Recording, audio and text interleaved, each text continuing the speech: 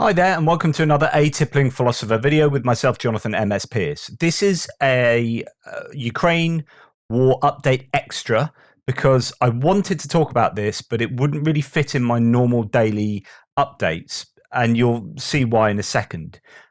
This is in response to a comment made by probably a Russian bot on the thread to today's video. And what I want to do is, for the viewers out there, just explain a bit of a mantra and explain how to deal with claims like this in terms of like requiring the people who make these claims to justify their claims. Otherwise, you can dismiss them. You know, there is another great mantra, which is that which is claimed without any evidence can be dismissed without any evidence. Okay, but we're going to go into a little bit more depth. I may lose some of you on this. I may not. See if this is useful for you. Please let me know. So what is the claim? Well, the claim was this. Says Steve Omistic, who is almost certainly a Russian bot. Bro, forget the so-called reports. Russian Air Force is liquidating the Ukrainians 500 at a time. I put my usual pithy reply of citation required, which is a bit like Wikipedia. If you're going to say that, you're going to need to provide me with some evidence. So he said, he's gone and given me his evidence. You are assuming too much, my friend. And he links this YouTube video, and I'll play that YouTube video to you next and see what you think. I did reply to that, and I actually gave a bit of a geeky reply. It's this reply that I'm going to establish now in this video. So what was the video? He said, well, this is it. This is his claim that 500 Ukrainians are dying at a time as a result of the actions of the Russian Air Force. Russian aviation destroyed 35 units of military equipment of the armed forces of Ukraine in the Yampilovka area. An attempt by the Ukrainian troops to seriously advance in the area of the settlement of Yampilovka ended in serious losses for the Ukrainian troops. According to the Russian Defense Ministry, significant forces of the Ukrainian military were destroyed only in the area of the settlement of Yampilovka. In particular, it is reported that more than 200 Ukrainian servicemen were killed and another 320 people were injured, while the loss of equipment in the ranks of the armed forces of Ukraine is by no means less massive. 10 tanks and 25 infantry fighting vehicles were destroyed. In the Krasnolomensky direction, as a result of airstrikes by the Russian aerospace forces in the area of the settlement of Yampilovka of the Donetsk People's Republic against units of the armed forces of Ukraine, the enemy's losses amounted to more than 200 military personnel, 320 wounded, 10 tanks and 25 infantry fighting vehicles were destroyed, said in the official message of the Ministry of Defense of the Russian Federation. At the moment, satellite images have not been able to determine exactly where such large forces of the armed forces of Ukraine were destroyed. However, given such serious losses, the Ukrainian military is unlikely to be able to gain a foothold on the eastern bank of the Zarabets River, although at the moment it is known about the capture of the settlement of Torskoy by Ukrainian troops, and, in all likelihood, the settlement of Zareknoy. Okay, so that's the claim, right? What I'm going to do for you right now is explain the Sagan standard. So Carl Sagan, the great sort of science communicator, sadly not with us anymore, coined this mantra: extraordinary claims require extraordinary evidence. It's often abbreviated to ECRI. I've actually written on this. I've written books involving this. This is basically Bayes' theorem. Now, I'm not going to bore you with the maths of this, but that is what the theorem looks like. And it basically talks about prior probability and posterior probability. So let me put this in simple English. If I said to you, I own a table, right? That is a very normal claim. It's not an extraordinary claim. It's well within the ordinary claim world. And so the prior probability of this, which is the probability of that being true. So when we're comparing hypotheses, it's like, right, the Russians have made this claim. The Russians claim it's true. And I, for example, claim it's false. Which hypothesis is correct, is more likely, right, that the claim is true or that the claim is false, okay? And what we have to help to evaluate these claims is this theorem, and it deals with prior probabilities and posterior probabilities. The prior probability of me owning a table, right, is fairly high. It's not, in fact, it's exceptionally high, right? I'm a professional adult, and we know without looking at the evidence, so prior probability is a probability without looking at the evidence. We know for a fact that most people who are professional adults own a table in the UK, for example, and we have no reason to disbelieve me. You know, I might seem like a pretty honest bloke, okay? And so therefore, without looking at the evidence, that's fairly believable. In fact, the prior probability of that being true, so without looking at the evidence, is really, really high. If I came to you and say, I own a table, then you've got really good justification to believe that without looking at the evidence. So therefore, in order for me to you know, allow you to be justified in believing that that is true, I need to provide really very little evidence. At the moment, just me claiming that is probably enough for you to believe that I own a table. You could look at this video and think, well, what is his laptop sitting on? You know, so on and so forth. And then I can provide you pictures and you'll be like, okay, he's provided a picture of him in his house next to a table. Okay, fair enough. Ordinary claim requires ordinary evidence. So the posterior probability is this is a probability value that has been revised by using new information. In other words, it's basically the evidence. So what happens is, if I say I've got the table, that's an ordinary claim. You only require ordinary evidence. If I say, do you know what? Yesterday, I flew to the moon on the back of a unicorn, right? That is an extraordinary claim. So before I provide you evidence, the prior probability of that being true is exceptionally low because unicorns don't exist as far as we know. Flying to the moon on the back of a unicorn appears to break physical laws. This is an absolutely incredible claim. And so for you to be justified in believing that incredible claim, I would need to present an absolute shed load of evidence.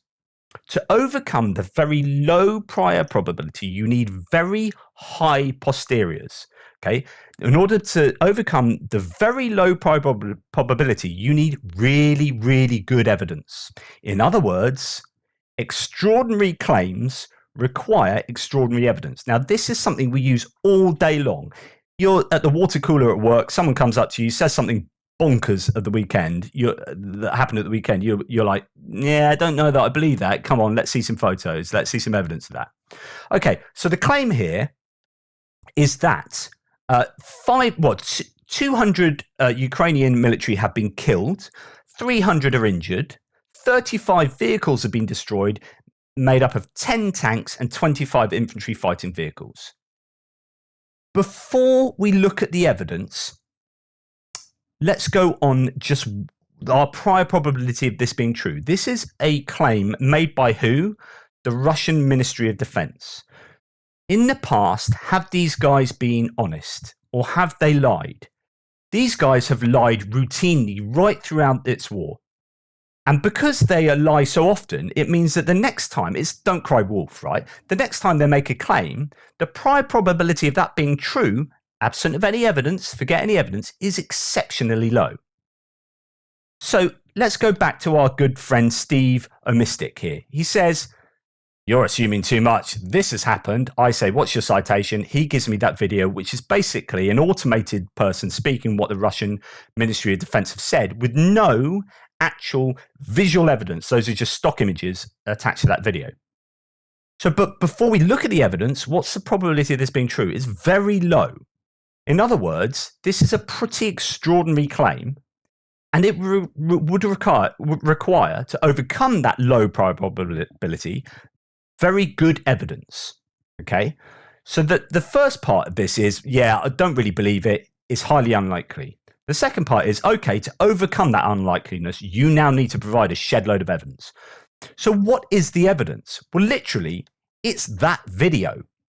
The evidence is some automated bloke. In fact, we can take it one step further back. It's the Russian Ministry of Defense making this claim. And even in that video, they say, well, there's no video evidence of this yet, but this is such a big thing and this is going to really upset the Ukrainian advance. No, okay, where's the video evidence?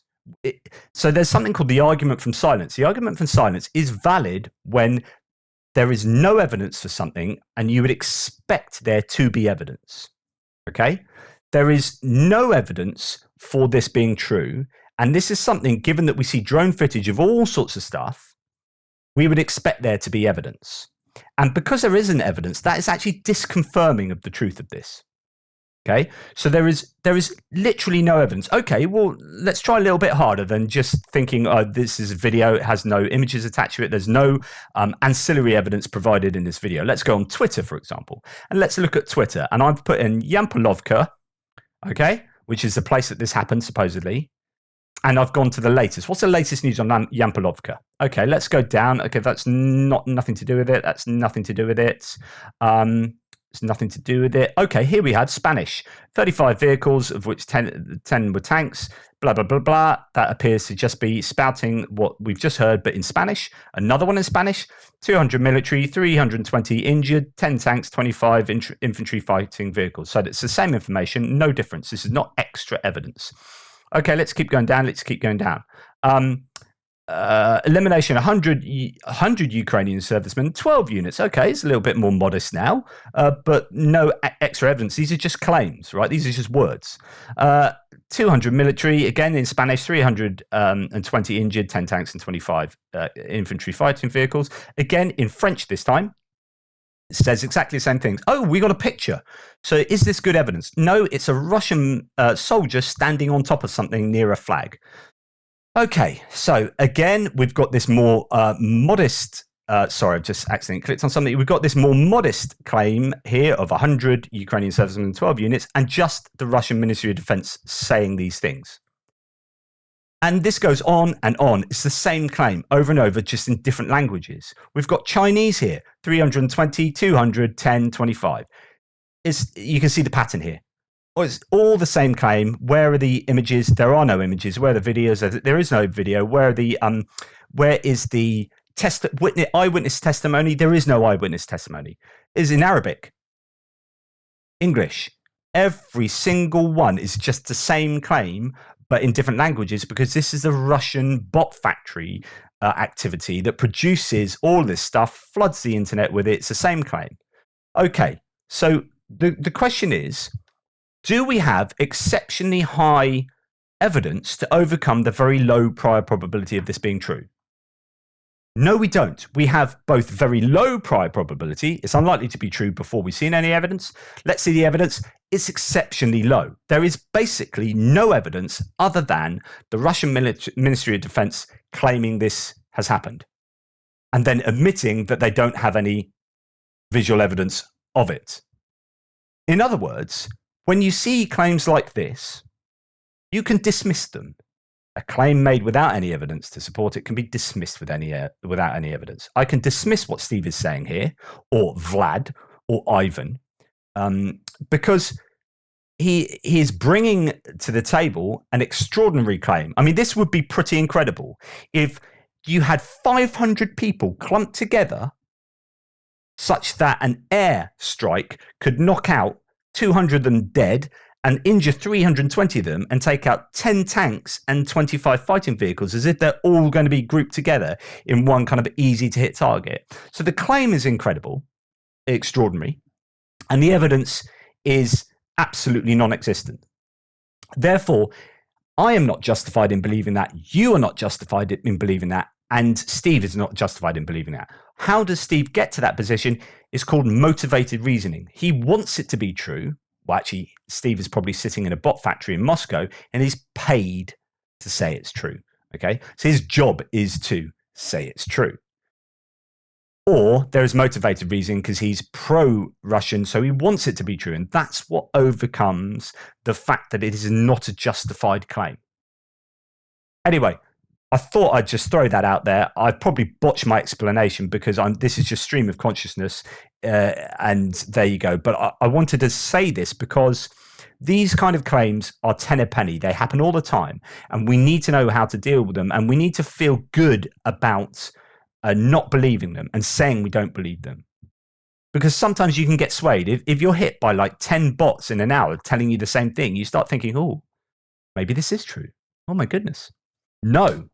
Citation required. You need to tell me where you got that information from, and you need to give me the supporting evidence for that information, and the supporting evidence for that claim, And you need to put together a case that establishes that believing that is more credible or more rational than disbelieving it. So I'm getting my words wrong just because I'm in rant mode. So there you go. Steve, you're wrong. The Russian Defense Ministry is wrong. This didn't happen. And if it did happen, it's probably 2 tanks, 3 infantry fighting vehicles, and 10 people. Just blown up. If something did happen, it's been embellished hugely. My guess, though, is it didn't happen. It's made up out of whole cloth, because we have very good reason to believe that the Russian Defense Ministry would do that, because they have done that plenty of times.